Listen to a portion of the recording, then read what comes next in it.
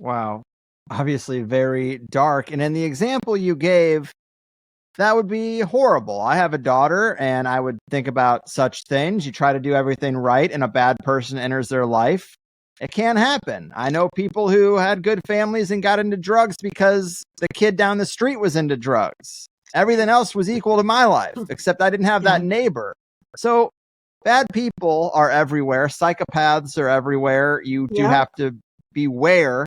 But when it Yeah. comes to like institutionalized, structured, sanctioned child sex brothels, how do you stop such a thing? I understand the poverty aspect. It gets me thinking, okay, well, there's no opportunity there. That's the communism aspect. Well, Yeah. so what do? If I had a t-shirt company, should I actually put the factory over there and pay them 20% more than anywhere else in the neighborhood pays so they at least have some job and can eat? It's like then you get the bad PR from having that kind of like slave labor operation over there. Then you're the Nike. Yeah. And so I don't know. I just don't know. But it's like once you have the awareness of this problem, people have been aware before our conversation today, but you start really thinking about it deeply. And it's like, how would you stop such a thing? It's a frustrating aspect of the current situation where we spend so much money in Ukraine. We're throwing billions of dollars over there. We're throwing billions at Israel. They seem pretty all right. Can we put the money where maybe it could be helpful? Then you have other people talking about the back end of this where the CIA's coups and their international operations keep these areas in chaos and squalor so that these sorts of activities can go on. Why are there people coming up through Central America trying to get across the US border? Well, the CIA is doing some actions down there that cause extreme situations that make people do anything they can for a better life. So we're not going to fix the whole world today, unfortunately. But I just wonder, how do you stop like a place where this red light district, that girl you mentioned in that photo, I remember her story from the book. I believe her story was that she was forced to go get a nose job because they're getting these kids to get nose jobs and breast implants. They want them to look like children, but with big tits. So they go and they make them do this kind of shit. And I think her story was she had just had a nose job. The gauze were still in her nose and she was going to have to go to work, quote unquote. And you and the pastor there were like, actually, if we just buy her drinks and we're paying money to the bar, we're keeping the money flowing. Can she just stay down here and drink with us and not have to go fuck 10 guys upstairs? And that's how that picture was taken, because she was like so thrilled to have one night off so her nose job could heal. I mean, this is so different than some psychopath taking your daughter from, a middle class Valley High School situation and pimping her out. These are structures that are standing there at all times. 140 brothels with children in them. I'm sure most of the customers are Westerners. I'm sure a lot of the customers are rich people. But man, it's just like, how do you solve that problem? What does the local government even say when they're approached about these kind of problems? Because you did a little of that.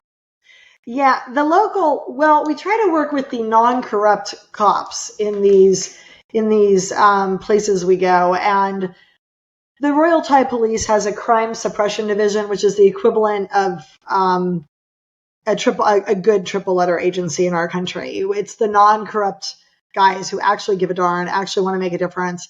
And you try to liaise with them because that way, when you loop in the government that you're going to go bust a brothel, the bad guys on the force aren't telling the brothel so that they're gone by the time you get there, right? It's a very dicey scene, but you also need sort of permission to operate in these countries. So you do need to loop in the locals, but you want to be working with the good eggs, not the bad eggs. And it's a dicey situation. The answer to the question, it was really, really funny. Some of the girls that I was meeting in this town in the fall of 2013, 10 years ago, one day, because they have some downtime between customers and they have downtime in the late afternoon after they first wake up and get ready, put their makeup on before the traffic picks up for them later in the night. They were sitting on a bench out and they were weaving together like strips of material. And I was like, what are you making?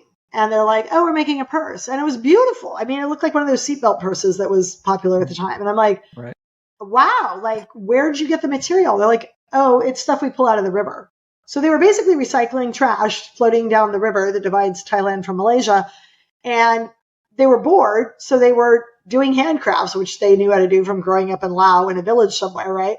And I was like, this is amazing. I'm like, what are you going to do when you're done with it? Like, where do you sell it? And they laughed. And they're like, there's no market for this here. Like, is a town of brothels, and the only people in the town are men. Like, they're here to rape us, basically, not to buy purses for their wives, you know?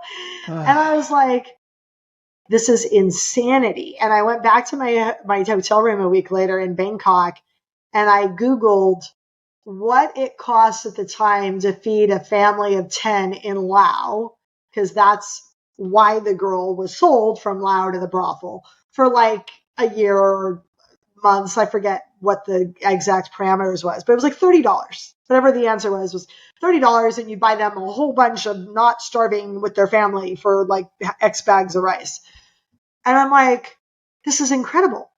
Like, why are we not taking the handcrafts that they're making, that they're just tossing aside when they're done with, because they're doing it not to sell it, but because they're bored, and getting them systematically sold to Target and Macy's and Walmart? And like, oh my gosh, like one sale of one person, I would have bought these purses. Like, they were nice. Like, and I'm not even that into it, but like, these are things my friends would have bought who are all like materialistic. I'm like, one sale a month would feed a family in Laos for like the better part of the year. Like, why are we not doing this? And that is one of the answers: microfinance opportunities. So, I don't know what you think about Richard Branson. I'm not sure what to think of him, but he's got an amazing book that I read 10 years ago. I'm looking at it right now. Screw Business as Usual. And in there, he quoted the fact that they do microfinance opportunities. They give tiny loans to women in these villages to like buy a sewing machine. I mean, just nothing, right? You know, $30, right? Like, we're not talking $10,000. We're talking price of a nice dinner, right? And they teach the women to sew on the sewing machine if they don't know how to use it already. And the rate of repayment on these loans is astronomical. It's like almost 100%. When you give the money to the wife, when you give the money to the dad of the family, he goes down the street and smokes some opium and it's gone. But when you give the money to the wife, who is maternally connected to the children because we carried them around in our body for 9 months, et cetera, they use it for good. And they end up making money for their family, and you end up not having your daughter in a brothel. There was another article I read when I first got into this. It was an article in Redbook, and I talk about it in the book, but I don't think I talked about the other profile they did. And it was a feminist who'd gone to Africa to see what the sex trafficking problem was and try to help. And when they interviewed the villagers, they're like, why are you selling your eldest daughter to a brothel? And they were like, oh, well, that's simple, because we don't have enough food every other year. And they're like, well, okay. They kept pulling the chain. Why don't you have enough food every second or third year? Because a roving band of elephants will come through the village and trample our little fences and trample our crops. And then we don't have corn or maize or whatever they're growing, and we're starving and we have to sell a kid. And the end of this article was hysterical, because the lady goes, right, white, do-gooder, feminist lady. She's like, if you had asked me, I forget if it was Gloria Steinem or one of those times, if you had asked me before I went to Africa what I thought the answer was to the sex slavery problem in Africa, never, ever, ever, ever, ever in a million years would I have thought it would have been paying for electric fences to keep the elephants at bay and away from their crops. But in fact, that was the answer to fixing the problem of families having to sell their child because they couldn't afford to feed them. So you've got to go into these regions and listen to what the locals say, because they will tell you what their own drivers for poverty are. But sometimes it's as simple as a fence. Sometimes it's as simple as a sewing machine. And the larger issue, if I may, when the cops and the lawyers in these areas are not going to do their job, you still need to get the job done. This is a $150 billion a year industry, fastest growing crime in the year. Soon it'll be the number one crime above even drugs. And that is a lot of human trafficking. So my co-founder in Liberty Asia and I devised a plan where we thought, all right, if the cops aren't going to do the job of taking out the bad guys in these areas, let's get the banks to do it. In 2012, there was an article that came out in the New York Times, front page news, and it said the Department of Justice fined HSBC, a bank, HSBC, almost $2 billion with a B for, quote, knowingly allowing Mexican drug cartels and Iranian arms dealers to run dirty money through their American branches, because that's money laundering.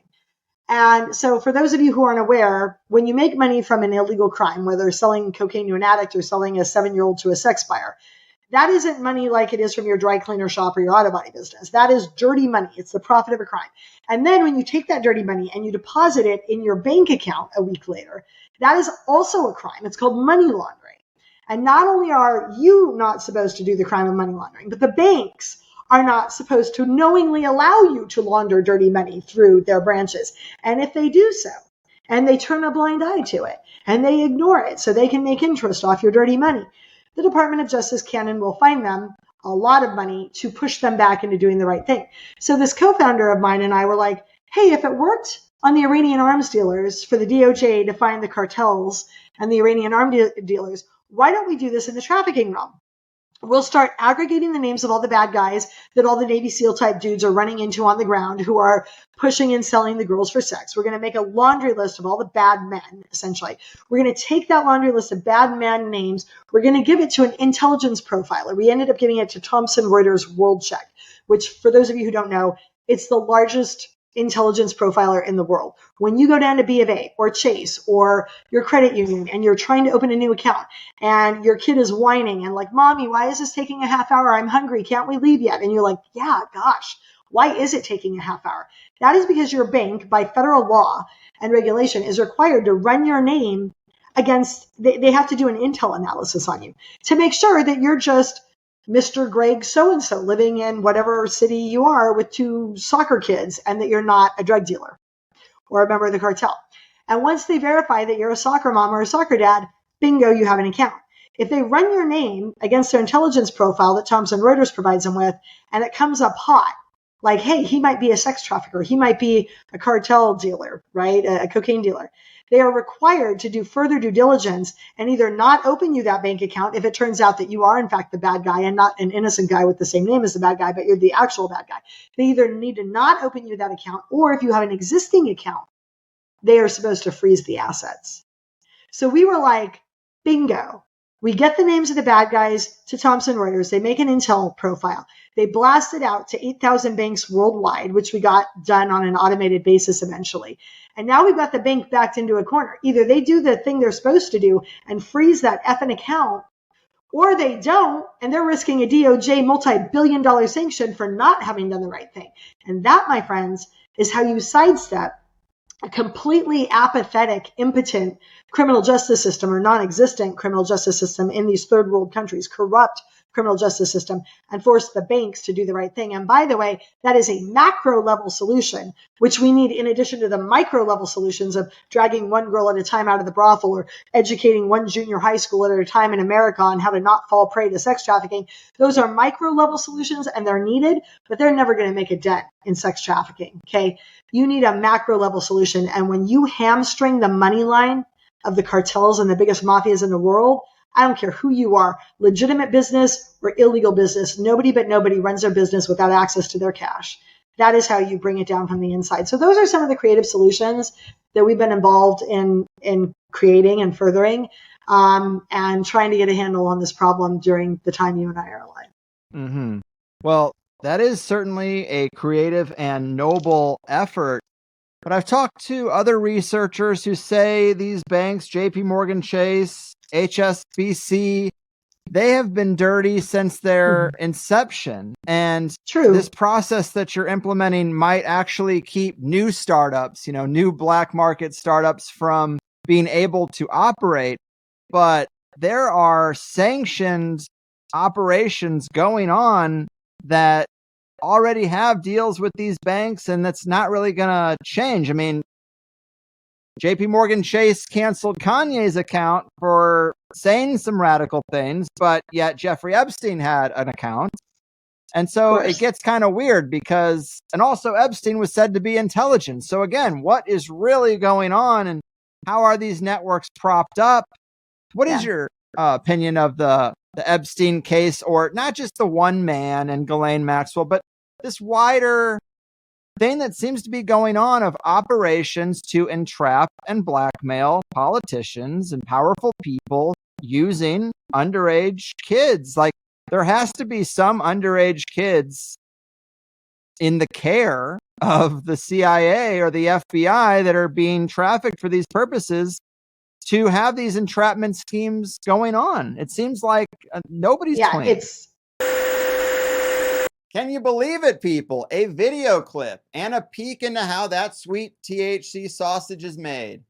For some people, I'm sure it's nice to put a face to the name, so I started making clips that are a little more YouTube friendly than the full show tends to be. Get the full show on any podcasting platform. I prefer to keep it audio only, so we have a more decentralized distribution for a controversial show, and also so I can edit out the ums and ahs and barking dogs and all the things that happen when a person records in their home environment. And then if you really like the show, you can sign up for THC Plus, and instead of 1 hour interviews, you get the full 2-hour interview for just $8. I think that's a better deal, more of a win-win than asking you to support the show by booking a therapy session or buying generic Viagra. It's getting weird out there, folks. So just go to the highersidechats.com or click the link at the top of any set of show notes, and all your wildest dreams will come true. All right? All right. The Higherside Chat Show. Greg Cole.